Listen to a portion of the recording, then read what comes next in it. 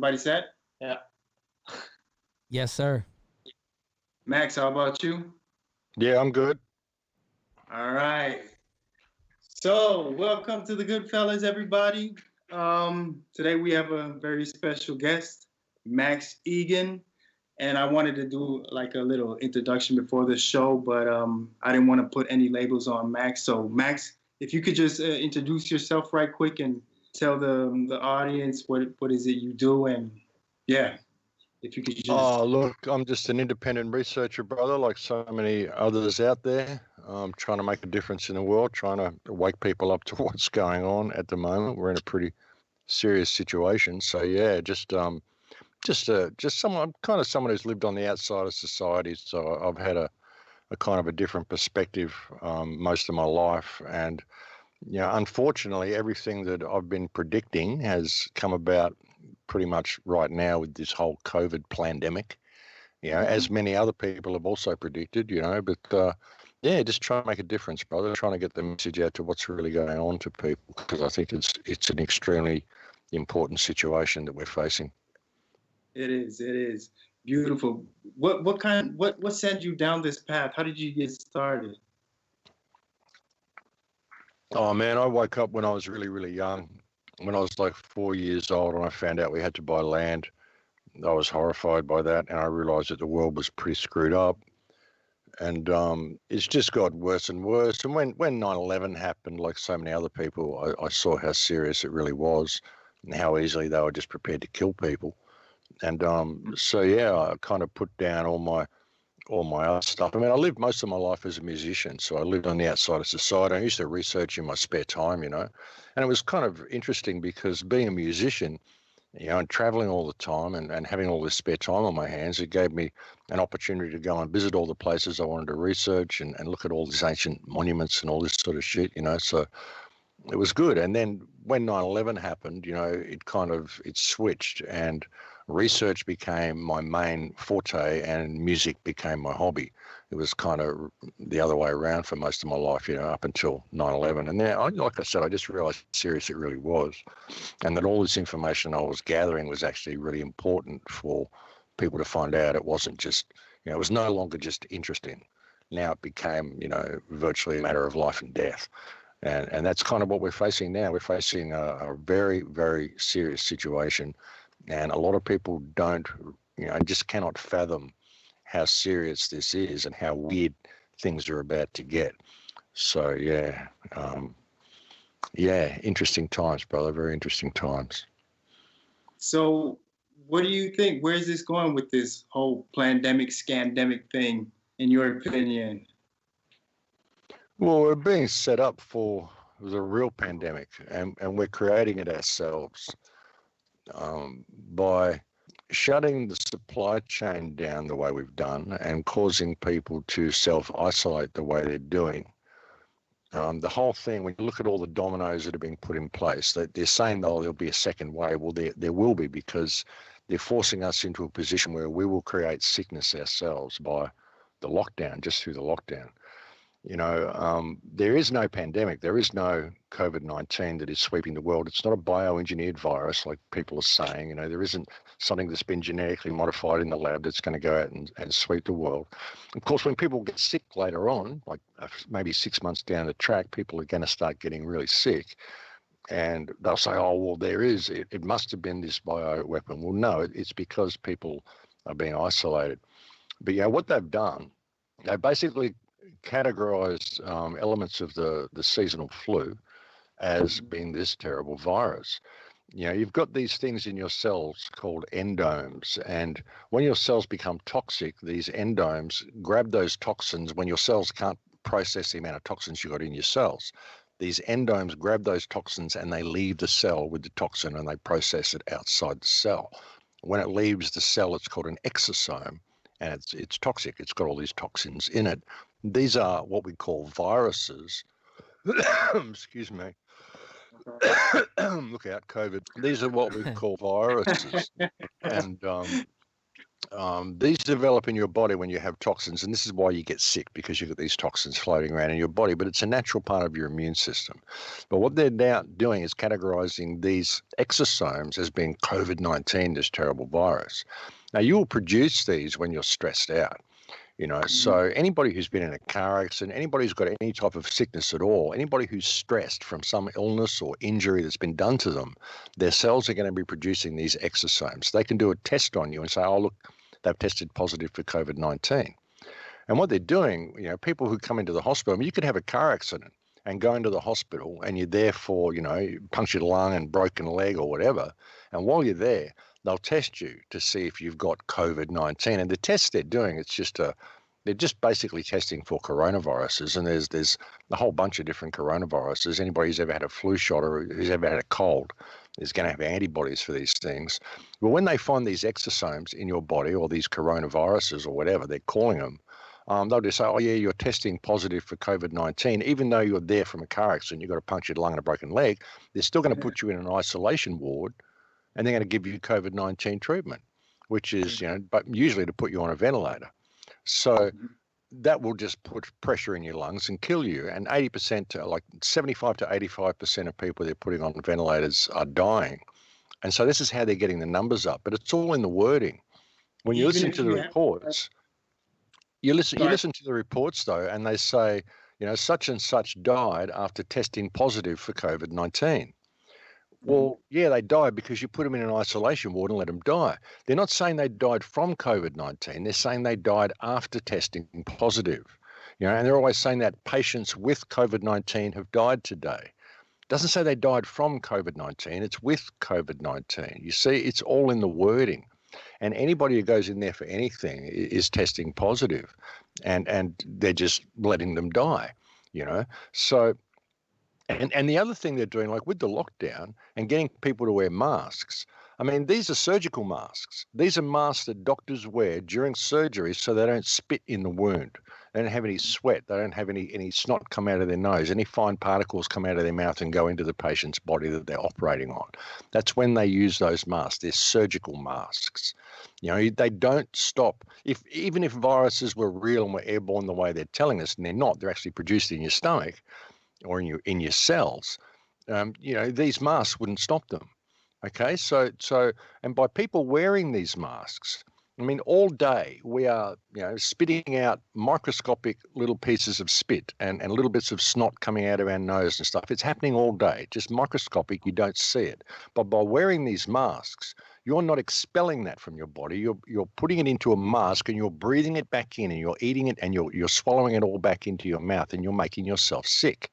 You're not breathing clean air because it's all being polluted by the stuff that you're spitting out of your mouth all day simply in the natural course of breathing and talking, So these masks will actually make you sick. And in basic biology, we're out in contact all day. There was a doctor called Dr. Erickson, a doctor from California, who they posted his talk on YouTube. It was just a doctor saying how your immune system works, and they deleted it, banned it everywhere. Every video that I've uploaded that's had even a snippet of this guy's talk in it has been deleted and banned by YouTube. And all he was saying was how the immune system works. I mean, when you're a baby and you go outside and you crawl around in the dirt and you're putting things in your mouth, this is building your immune system. And we touch people all day. We're always passing viruses and bacteria to each other all day, when we shake hands, when we hug each other, when we touch things. This is how our immune system works. These bacteria and germs are good for you. These are the things you need to survive. You've got all of these things in your body all the time. When you get a baby and you wrap them in bubble wrap and put them in a room and tell them to get a healthy immune system, it doesn't work. They've got to be out there in the environment, in the world. So by getting people to lock themselves away and self-isolate, they're not touching people all the time. So if they keep people self-isolated for 3 months or 6 months, their immune system is dropping and dropping and dropping and dropping. And then when they go out and they break the lockdown and everyone goes out and starts touching each other again, or touching things again, their immune systems are going to be so depleted from being in lockdown. And while they're in there, they're cleaning all their benches and wiping all their benches and killing all the bacteria, the very things that they need to survive. they're depleting their immune systems. And when they go out there, there will be a real pandemic when everyone goes out and starts touching things again, because that's what they're creating, you know. And while they're doing that, not only that, they are also completely destroying the supply chains. People don't realize how much food is actually being destroyed. I've been warning about this on my show for weeks upon end. The fact that when Trump shut down flights from Europe, he broke the world supply chain. And this is so important. And they've even done studies here in Australia, and they worked out it would take 3 months for the supply chains to break down in a crisis. 3 months. And why do you think they're keeping everyone locked up for 3 months? Because it's 3 months to break the supply chain and to completely destroy the money system. You know, petrol is, oil is like minus $45 a barrel at the moment. They got nowhere to store it, you know. So they'll give you $45 to take a barrel of oil. So this is going to destroy the petrodollar, which is going to destroy the U.S. economy. Trump's already doubled the U.S. economy with the stimulus package, put $4 trillion into the U.S. economy, into circulation. There was only $3 trillion was the whole U.S. economy. He's actually put into circulation more than what the entire U.S. economy was. So you're heading for Zimbabwe-style hyperinflation. All the supply chains are broken down. I've been saying for weeks that they're destroying the supply chains. I've been getting emails from people in the last couple of days saying, Max, you're 100% right. Look what they're doing here. They're destroying thousands upon thousands of pounds of potatoes are being plowed into the ground. All the vegetables are being plowed into the ground. The meatworks are being closed down. There's not going to be any food for anybody unless people get out and go back to work and get these supply chains running again. You know, stop doing what you're told and just staying inside and sheltering, because all we are doing, you know, the government is created this situation whereby we ourselves, by not supporting these supply chains and keeping these things running, and by isolating ourselves away, we are creating a situation where we are destroying all of our food, and we are setting ourselves up to get very, very sick, you know, and that's what's happening. There will be a pandemic. We are creating it ourselves by simply complying with government legislation, which is designed to remove every aspect of our life that keeps us healthy from us, in a response to an alleged pandemic, which is not even having as many deaths as the normal seasonal flu. You know, it's such a scam. If people don't wake up within a matter of weeks, not months, we're going to see everything just completely and totally break down. And in 6 months from now, we will be in the grip of one of the worst famines you've ever seen. And that's going to be right across the United States. You know, the United States is going to be really hard to hit in all of this. You're being set up for a major, major fall. And this is something else that I was saying to people in the United States a year ago. You know, all you people arguing about all this, and all the patriots sitting at home and buying all these guns and sitting there saying, I've got my bullets, and if they come for me, I'll get them. You know, listen, you know, you're all truckitarians. Doesn't matter whether you're a vegan, doesn't matter whether you're a vegetarian or a meat eater or what you eat, you're a truckitarian. If you don't grow or hunt your food yourself, then you are a truckitarian. And all they have to do is break the supply chain, and then you guys can eat all the bullets you want. You know, you've got the Second Amendment in case the enemy ever got in the gate. Well, the enemy got in the gate back in 1945 when Eisenhower set up those death camps in Germany, got further in the gate when they killed Kennedy in 1963. I mean, you know, the people have just sat around and waited for this to happen. And, you know, you're heading for a really, really huge fall if people do not go out and get these supply chains back up and running. It is so important, you know, and that's going to be the second wave. And of course, Gates, who has orchestrated this whole thing, Bill Gates, will probably say, oh, this is the bioterror attack that we've been expecting, or whatever. Or, you know, maybe they'll just say, oh, this is the second wave of coronavirus because we didn't lock you down far enough. Too many of you broke the curfews, you know. So however they're going to play it. But we are heading for a really, really big fall. And they're going to blame the pandemic for the supply chains breaking down, where it's not. They've done it themselves deliberately. And, you know, this is a mass cull, brother. This is a mass cull of millions upon millions of people are going to suffer and die through this, possibly even hundreds of millions of people, if we do not get these supply chains back up and running. You know, it's an incredibly delicate situation that we're in. And people just don't understand what's coming. They don't understand what's coming. And, Trump isn't your friend. Q isn't coming to save you. This isn't being done to You just a question out of my mouth. I just wanted to ask you about Q and if you think that he's going to come and save the day. No, this is not about this at all. It's not about Q at all. It's not about any of that. You can't do this to the world and expect anything good to come from it. If you wanted to reset the world economy, this is not the way to do it. None of us like the petrodollar, sure, but by destroying the petrodollar the way they're doing in one fell swoop like this, they're going to completely bust all the Arab oil companies. And sure, everyone would say, well, that's a great thing. Well, hang on, you drive a petrol car, you drive a gasoline car. Without the way this is, if it isn't taken over and run properly, if it's simply shut down the way it is, well, there goes your ability to drive your own car. They don't want you driving your own car, and you won't be able to because there won't be any fuel for it. Even though you've got all these wells capped, we've got dozens of wells capped here in Australia, and they're telling us there may be a fuel crisis. The fuel here is about 30% of what it was 2 months ago, and soon they won't be able to ship fuel here because the whole petrodollar will be collapsed, and then they'll bring on the electric cars. And they've already passed fast-tracked bills for producing electric cars in California. They want driverless electric cars, like Minority Report, those sort of vehicles. They want everyone driving around monitored. They want everyone completely controlled. The last video that I put out, I showed what is happening in China with the education system and how controlled they all are there. China is winning the application or implementation stage of AI, bringing this into society. The physical infrastructure, China is winning that battle. And the United States needs to get on top of that. And the only way they're going to do it is to get people to stay home, get them to use the internet for everything, and roll out all this 5G and surveillance system while they're locked up. Get them in there so they're all sick, and then cull the people that don't want to be coming to the city, coming to the cities and get looked after by the state. But what people have to understand is that the politicians, the people running this world, they do not care about you.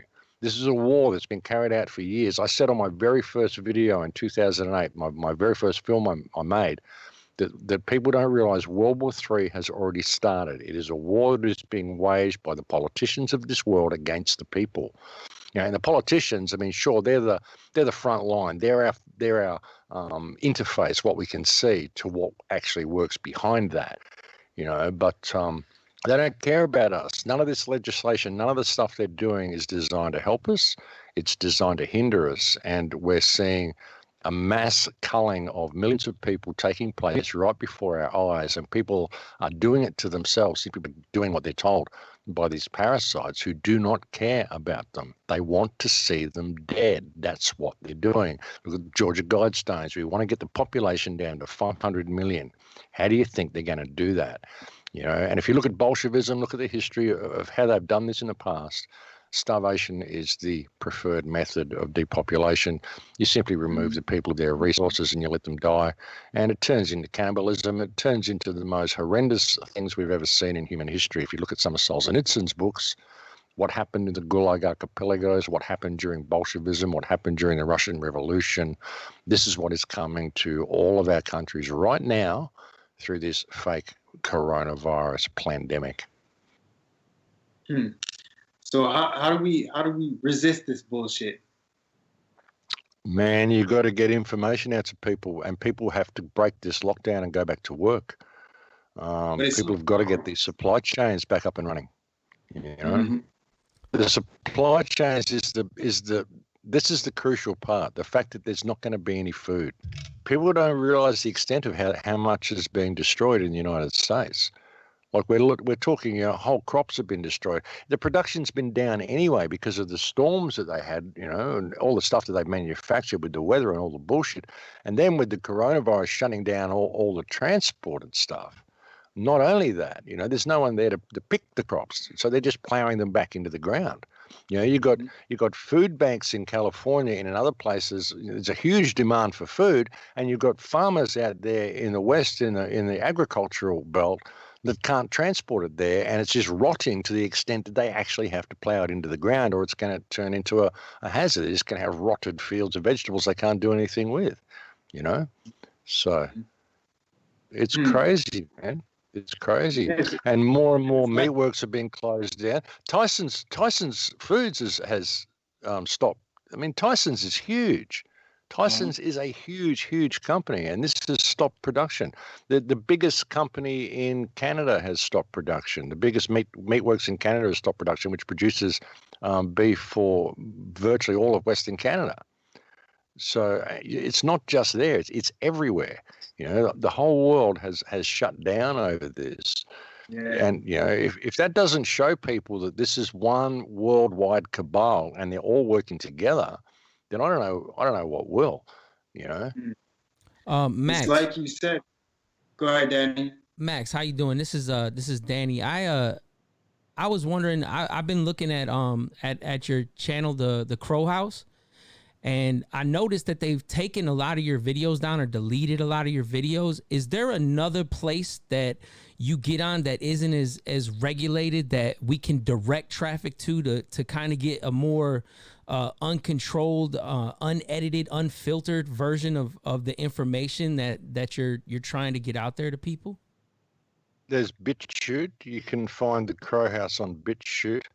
I'm having a little bit of difficulty with that at the moment, in as much as it doesn't seem to be grabbing my videos from YouTube the way it did. It grabs some of them, but I think the server is so overloaded because so many people are going over to BitChute. But BitChute is one good place. You'll find me. Another one is Library, which is LBRY, which is a great setup.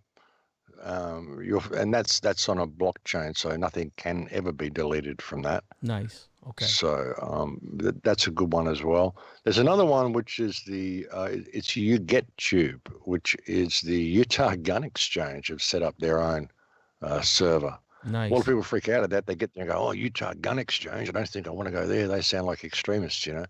I don't know.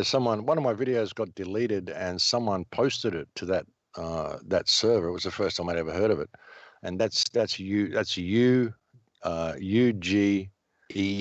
Tube, UGE Tube, UGetTube, and that's Utah Gun Exchange, UGE, and that's another one. So UGetTube, Library, and BitChute would be the places to look for me if I get blocked from YouTube. I don't know why I'm still there, man. They've deleted so many videos. They'll probably delete the one that I put up yesterday. I mean, they'll probably do. I know why they've deleted the last couple. They've deleted them because each one of them had a little section of Dr. Erickson explaining how your immune system works. That video has been purged from everywhere. It's remarkable. And also they had a little bit of whatever he is. What's the guy's name? Starts with a C. The mayor or governor of New York. Oh, Cuomo. Cuomo. Cuomo, when he's saying everything that the people are doing is voluntary, and that if they can't really enforce the lockdown, and if 91 million people decide they want to go outside, they go outside, and there's nothing they could do about it. They actually, that Como's speech is still there. The whole speech is still there on YouTube, and they actually went back and edited that little section out, just those couple of sentences, so people don't hear that bit. And if you post that on YouTube in any video, your video is going to get deleted. And I had it in both of those videos. I had Dr. Erickson and I had that little piece of Como's speech in both of those videos. So that's why they were deleted. They really don't want people hearing that stuff. I'm currently in New York right now, and so I'm way upstate in the mountains, so I'm not being as affected as the people down in the city as far as what's whatever's going on. I will say that I've been a bit of a skeptic about the ulterior motives to all this situation, but hearing you talk right now is kind of sparking little things in my mind. Like I do have some people that are down there that are on the front lines as far as like our first responders and things. And I have heard of them forcing ventilators on people and then them forcing high pressure into the lungs and causing, situations. Yeah, that's what's happening. If someone gets diagnosed, see, Medicare has decreed that anybody who is declared to be a COVID patient, that hospital receives $13,000 for that patient, and if they get put on a ventilator, they receive $39,000. So they're basically bribing the hospitals to murder patients. These people are being killed. There was a nurse that was speaking out. She's saying, look, I'm speaking on behalf of a friend because she's on the front line down there. But this is what they're doing. They're killing people. Yeah. If you go in there for whatever and they test and they find these exosomes in your body, then they're going to put you in an isolation ward and they're going to either put you on a ventilator or they're just going to leave you there. They got tubes that they run. If the tubes have got to be longer than 6 meters and they run them from outside the room, so they don't even go in and visit the patients. They're just leaving them there. The nurses are saying it's like a horror show, and this is, and they've all got these things coming down from above. They're literally changing death certificates. They're people are dying from respiratory failure or whatever, pneumonia, and then they're going back and they're testing their body, post-mortem and finding exosomes in their body, i.e. COVID-19, which are simply there because they were stressed out. They've just died, for God's sake. And so they're changing the death certificate, saying, oh, it's a COVID death. This is why the death figures are going up. They're saying, oh, we've got 20,000 people dead from COVID in New York or whatever the rubbish is that they're saying. I don't even know what the figure is. But, they're saying anybody who dies of anything dies of COVID, because what they're using as the marker for COVID are exosomes, which are in your body. If you're stressed, if you're toxic, you'll get them from 5G. You'll get them from sitting in front of the TV too much and being in front of too much electromagnetic radiation. You get them from anything. So many reasons that you'll get these things in your body. They've created the perfect storm. And if you look at the death figures worldwide, you'll find there's about 20,000 less than what there was last year for the same time period. All of the normal death rates for say January to April 2019, people dying of heart attacks and respiratory failure and lung disease and all this different stuff that people die of, it's the same. We've actually got less figures, about 300 or 400 less just in that this year than what there was, or it's actually worldwide. Like I said, there's about 20,000 less than what there was last year from just normal things that people die from. So if people are still dying from the normal things that people die from, and there's a COVID pandemic, why aren't there more people dead? There's actually less people dead because nobody's dying in car accidents or anything like that because no one's driving. So none of the figures add up. None of it works. None of it adds up at all. There's far less deaths this year than there's been in any year for the last 5 years. So where is this terrible pandemic? There is no pandemic. It's a complete scam. But like I said, we are creating a pandemic, and we will create a pandemic by simply locking ourselves at home, putting on these masks whenever we go out, not touching anything, wearing gloves everywhere, wiping all our benches when we get home, destroying our immune system so that when they let us out and we begin to mingle, then we're going to get absolutely sick from all this stuff, especially if they give us a vaccine. And all of this social distancing, 1.2 meters apart, or 1.5 meters apart, 2 meters apart, 6 feet apart, whatever. Anybody who's worked in the military knows that this is how they want soldiers to be, so they can pick them up from radar, so they can, it's for surveillance reasons. Yep, and so they can target people individually. Absolutely. It's not anything to do with protecting you from diseases. There is no virus or bacteria on Earth that can jump 6 feet. Yeah. It's absurd. It's about surveillance. It's not about keeping you safe at all. They want everybody apart from each other. They want everybody wearing masks, so you can't smile at each other. You can't talk to each other. You're just completely, it's like a form of, personal apartheid, segregation from everybody, So it's crazy. And at the same time, you're making yourself sick from wearing this mask. So people have got to look at what's going on here. None of this has been done to protect you. All of this is being done to surveil you, to lock you away from each other, to stop you gathering in crowds and communicating and pushing back against them. How can you tell anybody what's going on if you've got to stand 6 feet apart from them and wear a mask? What's going on? You used to get in trouble for walking down the street wearing a mask. Anybody could rob anybody at the moment, because we're all wearing masks. Hey, let's just put on masks and go out in the street and, do a hit on someone. It's crazy, you know. So, the world has gone completely upside down, and everyone's just kind of going along with it. It's absurd. Max, do you believe this is more of a divide and conquer concept? And those at the top that you believe that are orchestrating this, what do you think that the end goal is?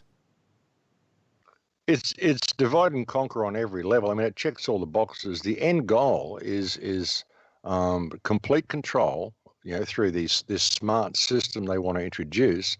But before that, it's a massive cull. It's a massive depopulation and complete control of those who are left. Those who believe they are the rightful rulers of this world want to live in luxury. They want to have a small section of people left to serve them. They would like all of these people to be androgynous. If you want to have a child, you can just breed them in a test tube. We'll create eggs and we'll create sperm from stem cells. We'll create embryonic chambers and we'll do the whole thing ourselves. We don't even want people to be having sex. If you want to have sex, we'll give you a sex robot. No breeding for you guys. We'll create the slaves that we want because we're going to sit at the top and just own the whole place because that's what it's all about. That's what they want to do. And they don't care about the people. That's the end goal. They want us all, against each other. They want us eating each other the way they did in Bolshevism. Like I said, if you look into Bolshevism, once the food is deprived and the food's all gone and people just left to their own devices and these parasites go back to their underground bases and just sit there, they'll just come out when the whole mess is cleared up. But they'll enjoy it. They'll enjoy what it will turn into in the meantime, which will be, an absolute nightmare. And that's why I think they're killing as many people as they can now. Like all the people that are going to hospital, if you get sick for anything and you go to the hospital at the moment, you're going to get murdered in the hospital, basically. Maybe there's some of them that'll look after you, but if you go in there and they test you for COVID, they're going to put you in an isolation ward. They're going to let you die no matter what's wrong with you. So because and if they can get to put you on a ventilator, they get 40 grand. So why would they not do that? You're going to die anyway. You've got something wrong with you, and you tested positive for COVID. So you may be infectious anyway, so we don't really care. We'll just leave you in there. Plus, because we diagnosed you as COVID, we can get 13 grand. So why not make that 39 grand? We can put you on a ventilator and get you out of the way quickly because obviously you're going to die anyway because you've got COVID. The programming of these people, so even the ones that aren't consciously murdering people are just kind of going along with it because it's easy for them to do. And the rule book comes down and says this is how you have to do it. And the hospitals are very happy about it because the hospital gets 40 grand for every patient that comes through and goes on a ventilator, or 39 grand, So, you can see how the scam's being run, brother. Max, the video that has been deleted with the doctor, can you quote what he said? Because I haven't watched it. What he says is hard to quote. I mean, it goes for a couple of minutes. Most of the video is actually on BitChute, I think, on the InfoWars channel on BitChute. If you go to InfoWars, it's Dr. Erickson. And the video that I've got that BitChute didn't quite take, because I uploaded it to YouTube and YouTube deleted it, and I think maybe they deleted it before BitChute got a chance to grab it, but I've actually uploaded it to BitChute this morning and it's still processing, I think. But I can send you a link to that later on once it's processed and you can see it in that. Nice. Now, Max, with all this research that you do, isn't it mentally draining? How do you rejuvenate? Oh, man, look, I've been doing this for a long time. No stake in the outcome. I've been predicting this for a long time. I totally expected this. Not the way they've done it. I mean, I didn't expect them to be able to get away with so much so quickly. But I've been saying to people for years, listen, guys, there's a train coming. And with the truth movement, you guys are just all like arguing about the tracks. And this train's coming. And if you don't pay attention, then it's going to hit you. And when it does, there'll be no warning. It will be sudden. And that's exactly what we've seen. And with me, I mean, I have no stake in the outcome of this, brother. I mean, we're immortal. This is just an experience we're having, and I don't do fear very well. If I did fear, I wouldn't speak out about it. And I've never really. I mean, I don't really abide by the lockdown. It's not so bad here in Australia, but I live in a space in the country, and I just don't. I don't know. I don't. I've spoke out about this for my whole life. Yeah, so I mean, I got kicked out of all my high schools when I was a kid. I got kicked out of 4 different high schools for arguing with my teachers. Now, like I said, I knew the world was all messed up when I was 4 years old. So I never had any of that period where I fell down the rabbit hole and had that huge, oh my God, sort of moment that a lot of people have where their whole life falls away and the whole world falls apart when they find out what's really going on. I've always known. I've always kind of expected something like this. And, I live in the country. I've got peacocks around. You can probably hear them squawking in the background, making all this noise, that honking sound you might be hearing. Yeah. And so, yeah, You also, I mean, I just cruise through it, I guess. I mean, it's kind of an inner strength, a connection to source. I mean, I came here to die anyway. That's a given about life. That's one thing we all came here to do. So I have no fear of that. I have no fear of death. I have no fear of anything these people can do to me. It's all fiction anyway. You can't ever hurt my immortal spirit, my immortal soul. So, no stake in the outcome, brother. That's how I deal with it. You also had an incident happen to you as a child where I think 2 of your friends or kids from the neighborhood got abducted or kidnapped. Can you talk about Yeah, three kids. 3 kids from the neighborhood got abducted, the Beaumont children. They lived a block away. And I mean, it was a pretty rough area to be. When I look back at my childhood, I'm pretty lucky that I only suffered the way I did in my childhood. There was far worse things could have happened to me. But yeah, that was pretty traumatic for anybody. And that event, the kidnapping of the Beaumont children, really changed the face of Australian life. That's when we all started, the fear started to creep in and the police state started to creep in.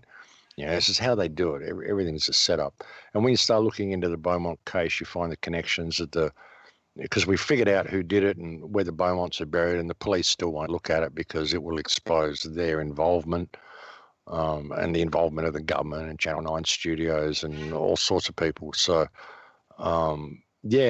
when you tie that in, what has been recently revealed about the Beaumont case, and then you look at what just happened with Epstein and Prince Andrew and the whole pedophile racket that's going on, Hillary Clinton, Haiti, the human trafficking, what's really going on in the world, it makes perfect sense that they would need to stage something like this coronavirus pandemic now in order to not only cull the population, but to also silence the dissenting voices under the guise of protecting the world from coronavirus propaganda, which is one of the things they've done. Federal government, I don't know whether it's Britain, or I think it's the United States, but the federal government plans to open a new law to fight pandemic misinformation. You know what I mean? Yeah. It might be England, but they want to punish people that are responsible for spreading dangerous and misleading information, So anything that questions the official line can be seen as dangerous and misleading. So they'll use coronavirus to promote that sort of a concept, but it all ties into the same thing. The way they did with Christchurch, they used Christchurch, the Christchurch shooting, to silence dissenting voices and bring in censorship on YouTube and BitChute, which gave them the ability, not BitChute, but YouTube and Facebook, which gave them the ability to just have these algorithms in place now so they can just censor all this information about the COVID pandemic, So everything rides off the back of everything else. So you've got to look at the bigger picture and see how it all connects together, Mm-hmm. Yeah. So this question is a little bit off topic. I think we answered everything that comes to the coronavirus. You're also a human rights activist, right? And Palestine is kind of your stake. Why Palestine, and what's going on down there? Well, something I've always said, is like nothing is what it seems. Absolutely nothing is what it seems. In Palestine, you've basically got, I mean, not only is Israel stealing a country, that it's bad, all the stuff it's doing is bad, breaking down of complete, any respect for any type of thing that we would call law or international law or human rights laws or the Geneva Convention or the Nuremberg Charter or any of this sort of stuff. So these were sort of things that were put in place allegedly to protect us.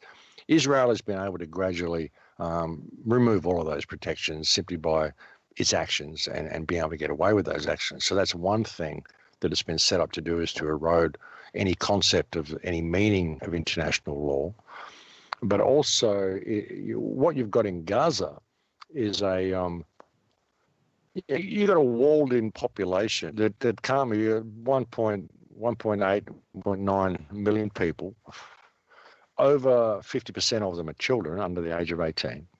So it's basically child abuse. It's collective punishment. But they're walled in there, and Israel calls them terrorists whenever they try to get some human rights. They've got 1% drinkable water in there, the sewage system's overflowing. I mean, because Israel won't let any aid in there for them. They actually went through and worked out how many people in Gaza and how many calories it would take to keep them alive, and that's how much aid they'll let in. That is just so inhumane. What is the bare minimum you need to live? Okay, that's how many calories we'll let you have a day. So pretty sick stuff. They kidnap children and they take them and use them in farms in Israel to grow their food. It's like child slave labor. They even train their own children to hate the Palestinian children, and they go in there whenever they've developed any new weapons or anything. They'll cook up some stink and say the Palestinians are attacking them. They'll get Hamas, who's a little created by the Israeli military to overthrow Fatah. I'll get Hamas to send a few of those tin can rockets over the wall, which are simply pipes powered by fertilizer that come down and put a hole in your roof. They don't explode.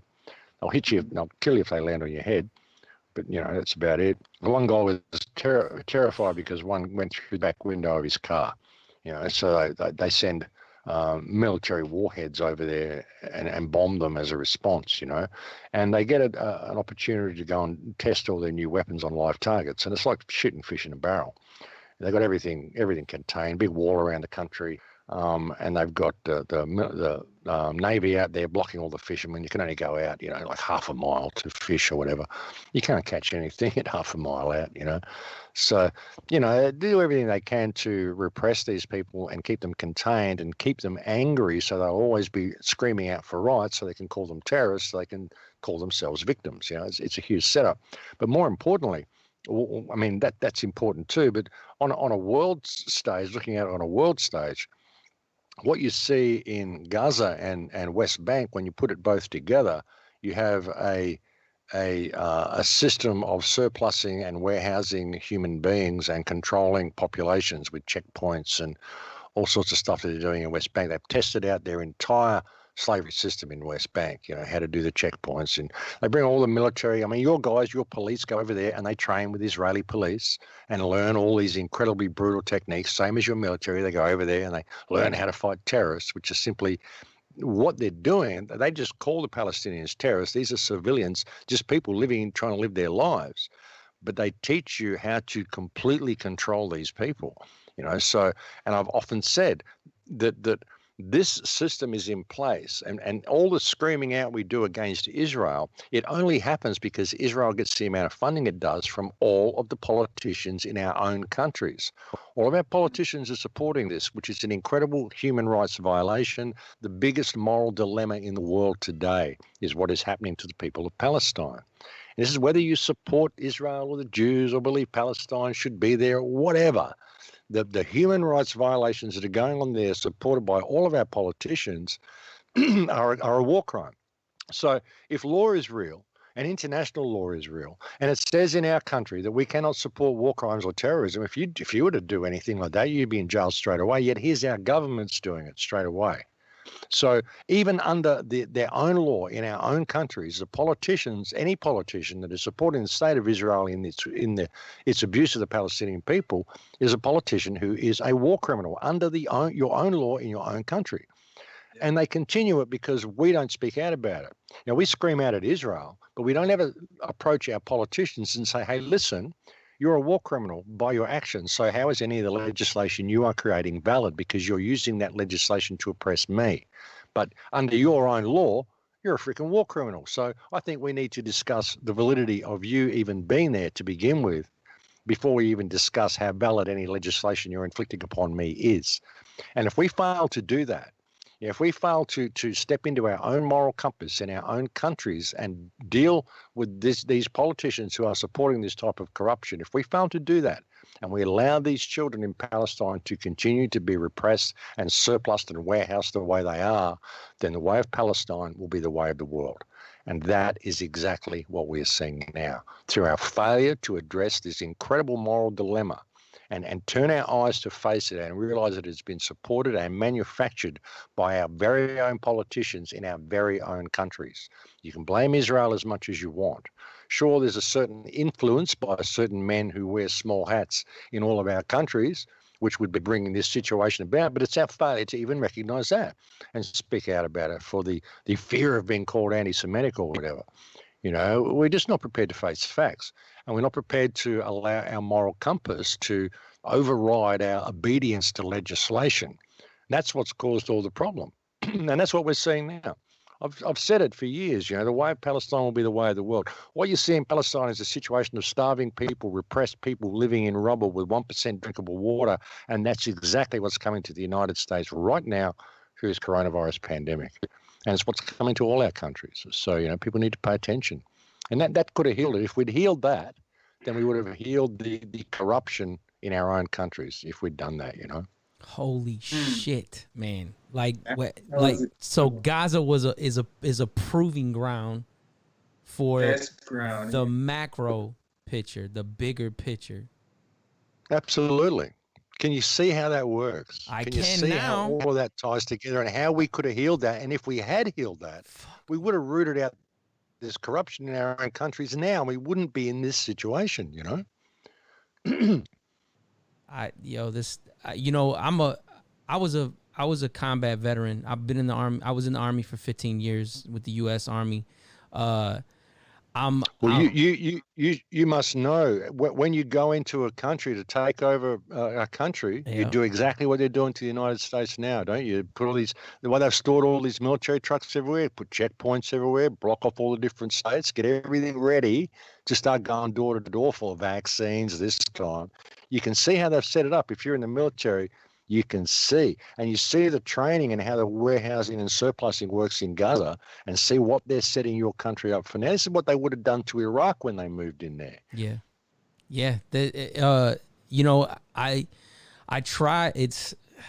I came into this conversation, into this episode, from a skeptical point of view, and trying to kind of be the devil's advocate and be able to have some counterpoints, but you're fucking blowing my mind a little bit right now, and this shit is I don't even know what to say anymore, man. This shit is real, brother. This shit is fucking real. Yeah. What is happening is real, and if people do not stand up and wake up right now, and you have the people to do it in your country, I reckon a lot of the soldiers would want to break ranks as well, and unfortunately, the American people are the only people with any country on earth that still have the potential to actually reclaim their republic. And if the American people fail, then the world will fail. A lot rests on the back of the people of the United States at the moment. Land of the free, home of the brave. What was it all about? What were the founding fathers really doing? The founding fathers would have been classed as terrorists under modern law today. You guys really need to understand what is resting on the back of the American people at the moment, because if America fails, the world will fail. And with all the food being destroyed and all you people in lockdown destroying your immune systems, and too many people just cannot see what is coming, and people need to wake up, brother. They really, really, really need to wake up. I mean, the whole world is really, depending on you guys to wake up to what is happening and reclaim the your republic before it falls, because if it does fall and the whole world economy falls and I don't know how the world economy cannot already fall from what they've done, but there still is a way to get it back if you can reclaim your republic. Do not let these people do what they're about to do. If you do, then your freedom will be lost forever. And the children that are growing up in as little as 5 years from now, the people that are born into this reality will have absolutely no reference point for what freedom even looked like. And it is so important that the people who the patriots and the people who believe in what their country stands for actually stand up for it. Now is the time. If you don't do it now, then it's going to be lost forever. Have you seen some of the active protests that are going on here in the U.S. resisting the shelter in place and things like that? I've seen some of them. Yeah, there needs to be more of them. And anybody you see who's doing that, you need to be supporting them. There was a hairdresser who went and opened a store, Yeah. and the cops went and tried to rail. There was a bunch of guys there that showed up with guns and said, "Hey, didn't you touch that woman?" Yeah. And that's what I mean. You don't even have to fire your guns. It's just saying, "Hey, listen, we're not taking this." I often said, if everybody put on their guns and just went to the White House and you're all carrying guns, you just sat there and said, "Hey, listen, we don't want to shoot anybody. We don't want to fire a shot, and we don't have to fire a shot. But if you guys don't vacate that house immediately, then you're going to be in a world of pain." That's what needs to happen, man. People need to call this out for what it is. The world is run by criminals. These parasites you've got masquerading this government, none of them are on your side. If they were on your side, they would not be in there. Now, Trump is not in there spending 3 years to get it all together. He's got to do this and maneuver it all right and all Q and blah, blah, blah. It's so secret. We can't let on to the world, or they would be in shock of what's happening. Yeah, it's so secret that it's all over the internet and it's on 4chan and it's all on YouTube. I mean, wake up, people. Wake up. I mean, none of these politicians are your friends. This whole thing has been brought about, and like I said, as little as a few weeks, you are going to see major changes. I'd be surprised if the economy lasts more than a couple of months, honestly. And the food chain is the bad part. You're going to see everything break down within a matter of weeks, not months. That is the problem. It's so important that people get active now. Let me ask you something. If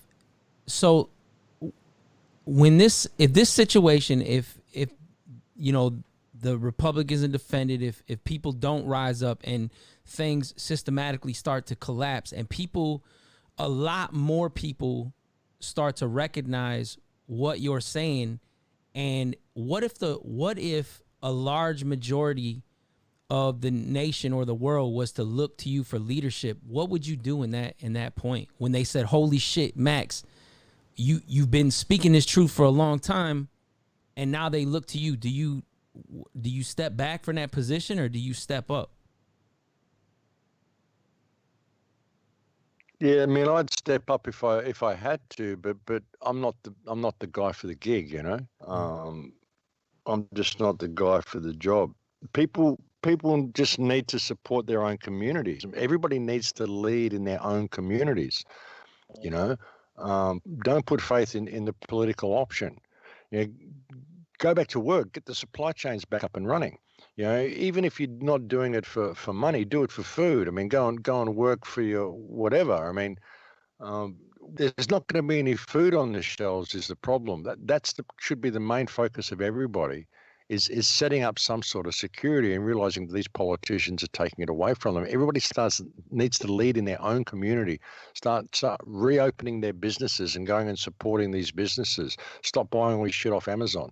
Throw away your smartphones. For God's sake, I've been telling people to throw away their smartphones for 10 years. I don't own a smartphone. I do everything on a computer. I don't take the internet out with me when I travel and go outside. You don't need to be connected to that all the time. Enjoy the world. Get back in touch with the world. We're sitting there looking at these screens all the time. These sorts of things. I couldn't do any of this if people didn't use smartphones. How many people are willing to give up that? Yeah. So I don't think it's even a matter of finding the right leader. It's a matter of people being willing to lead themselves and stop following orders, step into their moral compass. If people don't step into their moral compass, it isn't going to matter who the leader is. It's a personal thing. So, people need to lead themselves, brother. I mean, I can't do much for the United States. I'm here in Australia. There's not much I can do to lead you guys out of safety. You guys have to do that. There's a lot of people speaking out about this. A lot of people calling it, spreading disinformation about it as well, saying this is a bioweapon and all sorts of crap like this. It's not.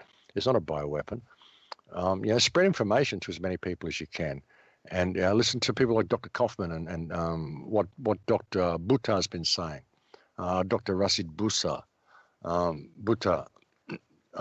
Dr. Erickson. I mean, just people have got to snap themselves out of the slumber and just go outside and start mingling again, start getting these services back up and running. I don't know who is going to lead anybody to that unless they do it themselves. I mean, sure, if we just simply break all this and call it out for what it is, have a vote amongst yourselves, find someone who's going to do the right thing. I don't know. But this government that's in there now needs to be replaced. It's completely in abuse of the office that it holds. Any politician in there is in abuse of the office that they hold. I don't know how they can write stuff on paper and expect everyone to go along with it anyway.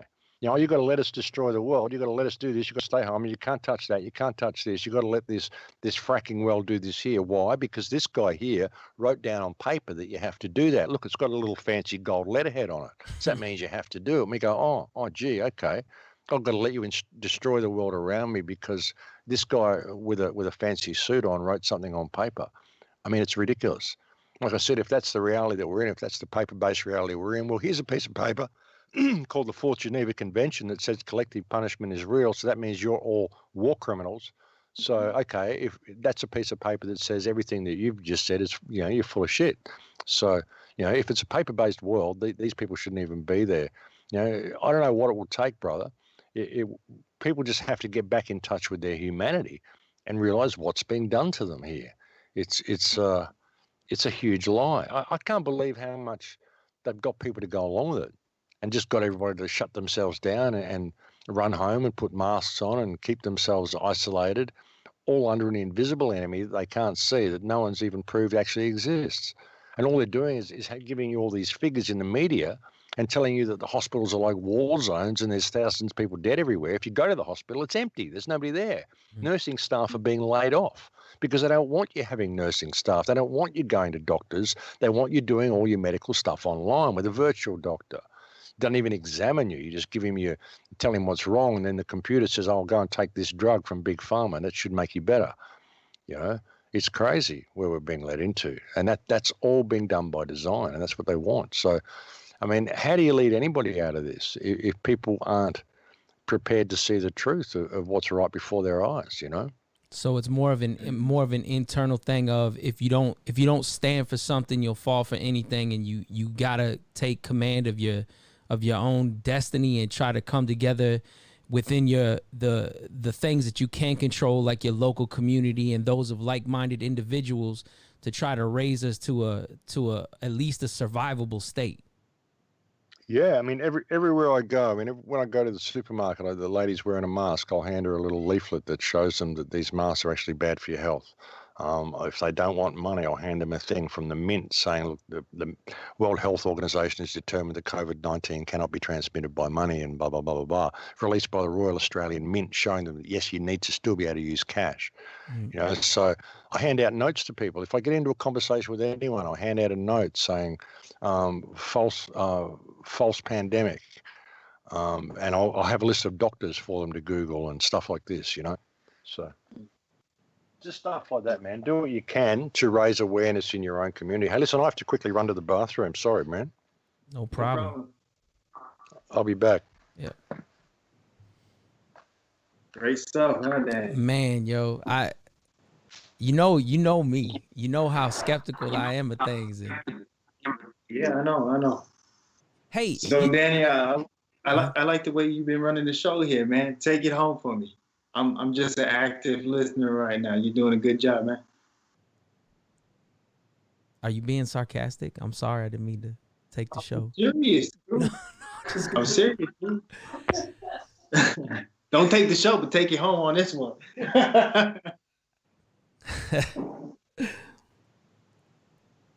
Man, no, blown away, Man, man. Like I said, I'm speechless right now. the There's a lot whole of the whole thing about Gaza being like a proving ground makes so much sense to me. It does, man. It does. And I like the way your last question, I like the way you put that in context. That reminded me of something. What's that? What I told you the other day, man. Remember when we were talking? Yeah. And you were, so what's the solution? Right. That is the solution. Yeah. Should stop looking for a hero. Y'all should get active.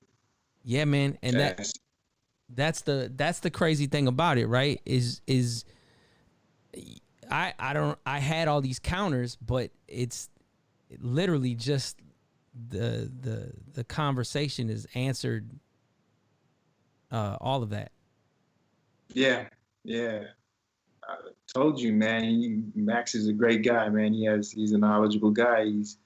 And what I also like about him is he's unapologetic in what he says. You know, he just speaks his mind, and he's straight ahead with it.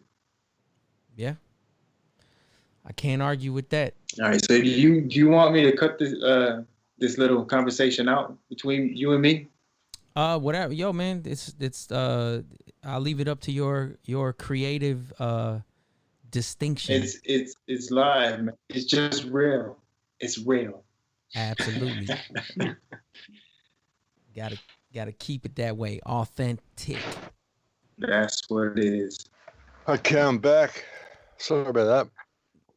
Nah, we appreciate this, Max, for real, man. Are you familiar with Santos Bonacci, another fellow Australian? I find interesting, right? Is both of you in your own way are very prolific people, right? You guys have your lanes of expertise, and I'm sure there's dissenting opinions among intellectuals all of the time. But the fact that you both like very knowledgeable, and you both are musicians, and both from Australia, I'm just like the probably two of the most I would say mind blowing at a certain level guests that we had are you and him. And what is it about Australia that is it just is there a lot of truth seekers in Australia?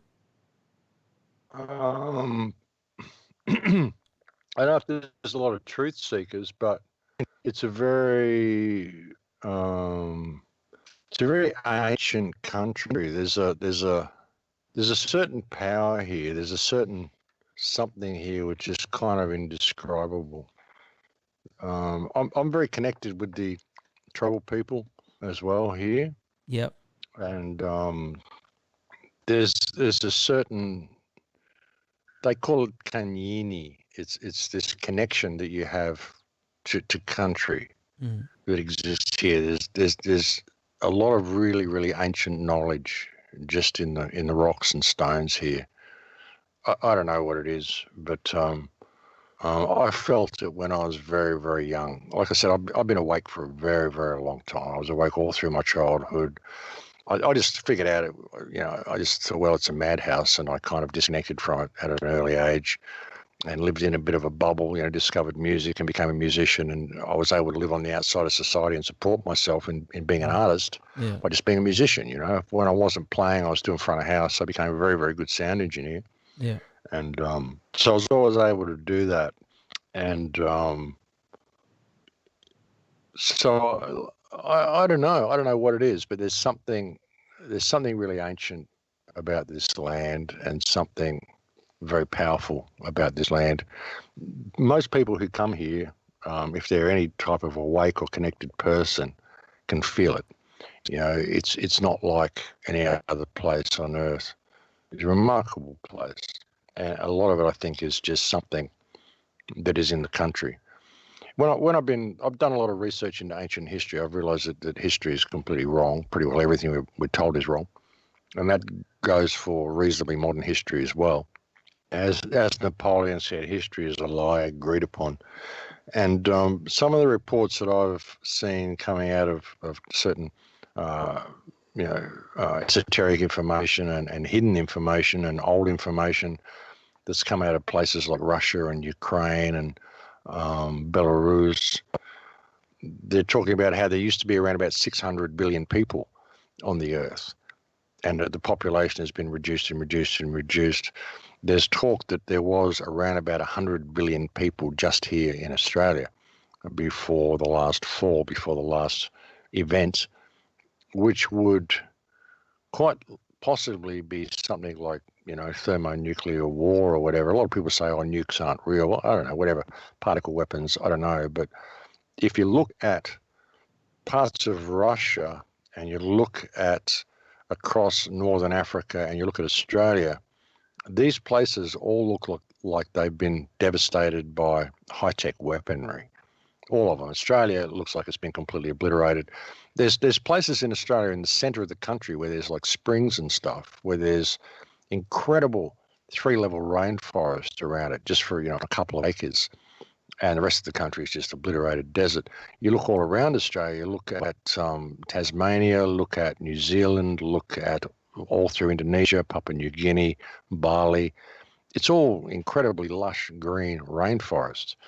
And on the east coast of Australia, you've still got incredibly lush green rainforest, but the rest of it is just a desert, and there's no explanation as to how it became a desert. It's the same with Northern Africa. When you hear even the story of Hannibal taking the elephants across, and the story of Hannibal, and everyone is amazed he was able to get the elephants across the Sahara Desert. Well, it's because the Sahara wasn't a desert at the time; it was a jungle. You can't march elephants across a desert; they need food. So, people don't understand history is completely wrong. So, when I look at all of that, I can't remember what was the question. I was going somewhere with all this, and I kind of lost my track. No, that's all right. We were talking about how so many deep thinkers are just at what. Oh, from Australia. That's right. Yeah. Well, yeah, but I think there's a real connection that we're not aware of. Did you know also in Africa, in Northern Africa, there's an old garden that exists there. I can't remember who found it, but it's about 107,000 square miles, this garden, and that would have fed the entire population of Earth. So, I think that everything we're told is wrong, and I think that Australia, because it's an island continent, I think that this was actually one of the major centers of one of the civilizations that existed before, which is why they destroyed it so completely. So there's a certain knowledge that exists on this land. I also would suggest that one of the reasons they're so scared with climate change and global warming, what they call it, I would suggest that the Earth is supposed to be far more temperate than it is now, and that they're terrified that the ice on the South Pole will melt, because if the ice on the South Pole does melt, we will get a good view of the civilization that is buried beneath the ice there. I would suggest the remnants of Hyperborea existed possibly at the South Pole and not the North Pole. I would even suggest that fucking north is south and south is north. I mean, I don't believe anything they tell us. I think they've skewed everything backwards. If you look at some of the stuff that comes out of Russian texts as well, and even look at the story of Ulysses. Even Ulysses talks about, in Greek mythology, he talks about sailing to a green island west of Greece, through the Pillars of Hercules into a green island west of Greece that he called Syria. And the only green island west of Greece through the Pillars of Hercules is England. And if you look at the story of King Arthur in British mythology, and you start looking through Syrian history, you find there is a family that existed that did all the same things that King Arthur was supposed to do, had the same amount of daughters, that married the same people, and blah, blah, blah. That story actually exists in Syrian history, but they've embellished it a bit and put a bit of magic in it and turned it into British mythology. And so we don't even know which country is the right country anymore. You know, we don't even know if things are named the right places anymore. You look at the Great Wall of China, and you realise it wasn't built by China; it was built by Tartaria, the country that was in Mongolia and in most of that area of the European continent, for one of the biggest civilizations that ever existed, that isn't in any of our history books, and yet it's there on all the maps. And you look at the Great Wall of China and you realize that all of the entrances to the wall are on the Mongolian side, not the Chinese side. So why would the Chinese build a wall and allow the Mongolians to enter the wall? It doesn't make much sense. It was built to keep the Chinese out, not to keep the Mongolians out. So, and even when you look at the story of Marco Polo when he went across Europe, you know, he never even mentioned the Great Wall of China because it wasn't there. Yet we're told it was built at 1700 BC. They started building it. Well, if they did, Marco Polo would have seen it, you know. So nothing is correct about history. So yeah, I think there's a really deep connection to that ancient culture that existed on this continent that I'm standing on, and perhaps that's got something to do with it. I don't know. But it's a pretty unique place. Yeah, it's a pretty roundabout sort of an answer, but yeah. History is bullshit, and there's a lot going on here that people don't know about.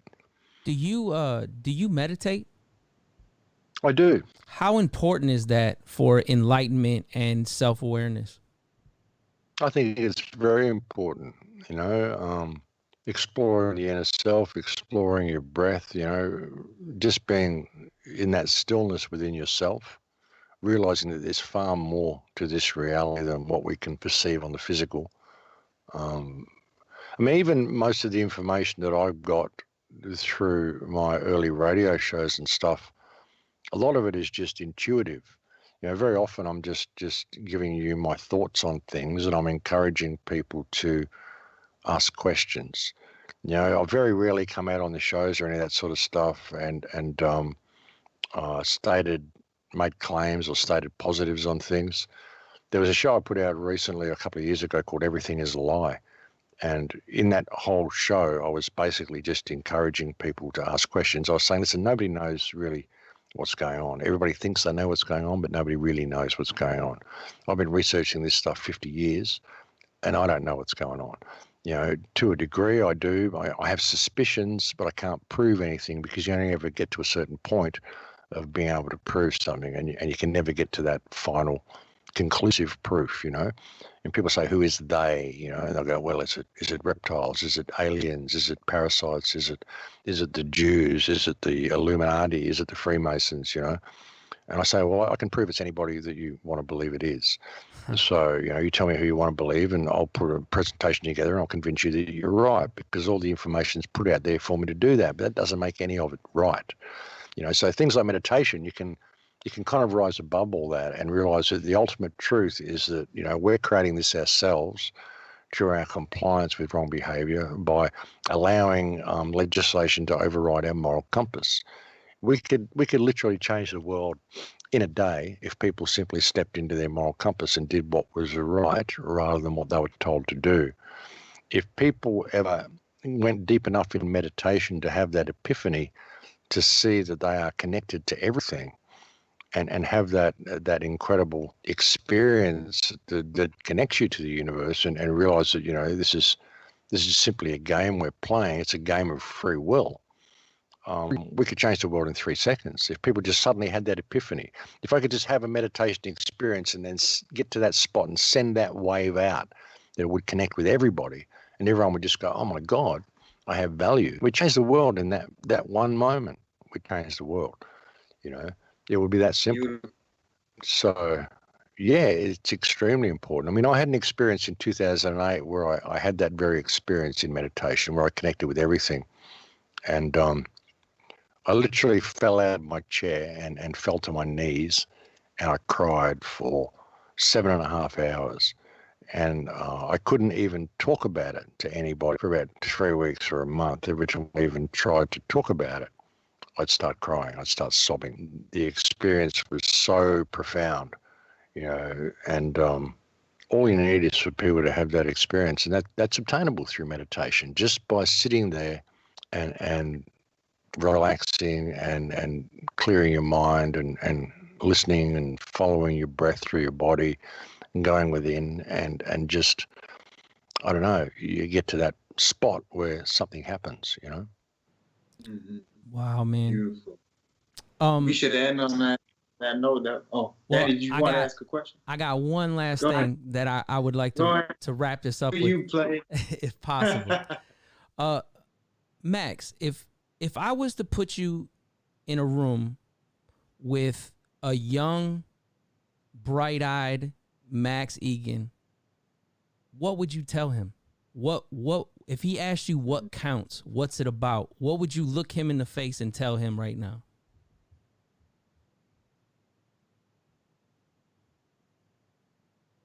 That if you want to get through life and you want to make a difference, ultimately it's only really about yourself. All you can do is show people the doorway. It's up to them to walk through. If they fail to walk through and the world destroys itself, you know, no stake in the outcome. But the only way to face everything that's coming is to walk the path of the warrior, which is to get through life. You've got to have the ability to be able to face infinity without flinching. That you need to be able to face with complete composure, face with serenity odds that are not included in your expectations. With everything you do, like no stake in the outcome. That's always been my kind of catchphrase. No stake in the outcome. Nothing should surprise you, because the only thing that is impossible is that which you believe to be impossible. So you don't limit yourself by your thought. Always look at the bigger picture of everything. Everything you see happens for a reason. Every major event that happens on Earth happens because it's planned to happen. And in order to understand any of it, you need to be able to sit back and look at it as a chess game. Remove all, even to a degree, you've got to remove all compassion for the people who are suffering in a way, in order to understand it, because you need to be able to understand the way they think. So you need to be able to step back and simply look at it as collateral damage and how they are playing the game. If you put it all on a worldwide stage and look at it as a chess game, you can see exactly what is happening. It's when you start getting involved in the personal experiences of the different victims within the game, such as the people in Gaza and you know, the people in Yemen, and this is terrible, terrible stuff that's happening. But you won't ever heal that problem by focusing on Yemen. You won't ever heal Gaza by focusing on Gaza. You need to focus on the bigger picture of how that is being constructed, which is the way I was explaining before when I was explaining about Gaza. So, yeah, and don't be surprised at what you're going to find. If you don't want to be shocked and horrified and reach that point of enlightenment that everybody is seeking, if you don't really want to do that, then don't look into the darkness to begin with. You know, because when you look into that darkness and you bring light to that darkness, as the saying goes, enlightenment is a destructive process. It's a breaking down of everything you thought was real. It's a lifting of the veil, and it's not a pretty thing. Enlightenment doesn't lead you to a place on a hill where you're sitting there in nirvana all glowing in white robes. Enlightenment is showing you the world as it really is, and it's a very, very uncomfortable reality to come to terms with.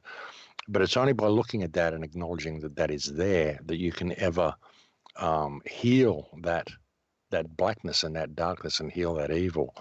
You've got to bring light to it, but you've got to be prepared for what you're going to see, which is why you can have absolutely no stake in the outcome. And if you cannot face infinity without flinching, don't look to begin with. Wow. Thanks, Max. Yeah.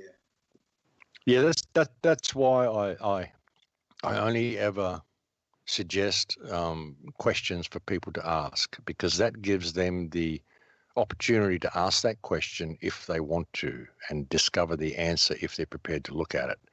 If I just told people what is really going on and I told people the truth, no one would believe it.